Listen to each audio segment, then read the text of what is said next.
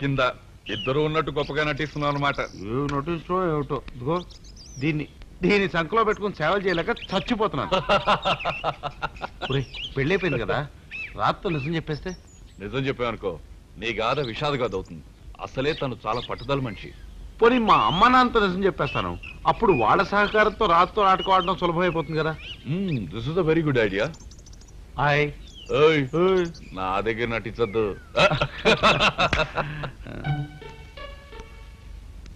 మా వాళ్ళకి నిజం చెప్పాలి. మా వారికి అమ్మా నాన్న లేరా అంటే? అమ్మా నాన్న లేకుండా మీ వారు ఎలా పుట్టారబ్బా?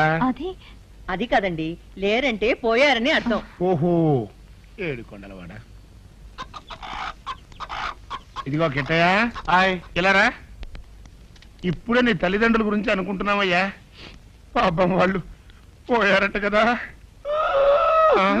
అలా బాధపడుతున్నాయినా, ఎంత ఏడిస్తే మాత్రం పోయిన వాళ్ళు తిరిగి వస్తారా? అవును, ఎలా చచ్చిపోయారు? జబ్బు చేసిందా? డబ్బు చేసి కాదండి, వాళ్ళప్పుడు ఎప్పుడో రాసినప్పుడు మా అమ్మ నాన్న రోడ్డు మీద నడిచిపోతున్నారటండి. ఎంతలో గోదావరి పొంగేసిందంటండి. వెనక గోదావరి ఉరుకుల పరుగుల మీద వస్తుంటే మా వాళ్ళు పరుగులు ఎత్తారండి. అంతలో ఎదురుగా రైలు వచ్చేస్తున్నాడు బాబు. అప్పుడు కూడా రైలు రోడ్డు మీదకి వచ్చావన్నమాట. అప్పటి నుంచే కదండి ఆంధ్రాలో రోడ్డు మీద రైలు రావడం ప్రారంభమైంది. వెనకెళ్తే గోదావరిలో పడిపోతారు, ముందుకెళ్తే రైలు కింద పడిపోతారు. వెనక్కెళ్దావా ముందుకెళ్దావా, వెనక్కెళ్దావా ముందుకెళ్దావా ఆలోచిస్తుంటే ఈ లోపల పైనుంచి విమానం వచ్చి డాబర్ పడిపోయిందండి బాబు. అయ్యో పాపం. అంటే విమానం మీద పడి చచ్చిపోయారన్నమాట. చచ్చిపోయినా బాగుందండి బాబు. విమానం మీద పడ్డం చూసి పక్క పొలంలోకి పరిగెడితే అక్కడ ఒక తాజు పంపిస్తున్నారు కాటేస్తే చచ్చిపోయారండి. ఈ లోపల గోదావరి వచ్చాడు, రైలు మీద ఎక్కాడు, విమానం నెత్తి మీద డాబర్ పడిపోవడం అన్ని ఒకేసారి అయిపోయిందండి బాబా. బాబు కొంచెం తప్పుకోండి. ఏమండి ఏమండి ఏమండి ఏమండి? వింటుంటేనే భయం వేస్తుంది కదా. పగవాడికి కూడా ఇట్టని చావు రాకూడదు.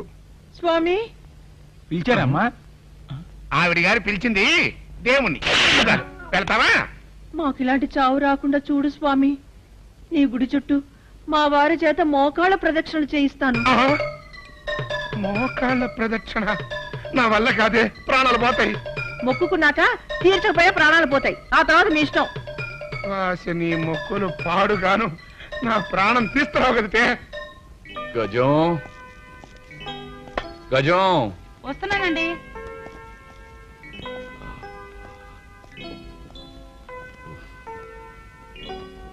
ఏమిటండి? కాస్త కాఫీ పట్టరావే. ఏమిటండి అమృతాంజనం రాసుకుంటున్నారు? ఏమిటండి? కాస్త తలనొప్పిగా ఉంది. ఈ మధ్య మీకు తరచు తలనొప్పి వస్తుంది కదా. సైనస్ ప్రాబ్లం ఉంది కదా, ఈ తలనొప్పి జీవితాంతం భరించక తప్పదు. డాక్టర్లు అలాగే అబద్ధం చెప్తారు. మీకు సైనస్ ప్రాబ్లం లేదు, మరి బ్రెయిన్ ట్యూమర్. మెదడులో భరించలేనంత నొప్పి, తల గోడకేసి కొట్టుకోవాలనిపిస్తుంది కదా. కాదు, నీ తల తీసుకెళ్లి గోడకేసి కొట్టాలనిపిస్తోంది. అలాగే కొట్టండి. మీరు అలాగూ తల పేలిపోయిపోతారు. మీ చేతుల్లో నేను కూడా తల పగిలి చేస్తే నాకు అదో తృప్తి. గజం, ఎందుకే నన్ను ఇలా బాధ పెడతావు? చూడు, నువ్వు నన్ను వేధించడం మానకపోతే నిన్ను వదిలేసి ఇంకో అమ్మాయిని పెళ్లి చేసుకుని ఎదురింట్లో కాపురం పెడతాను.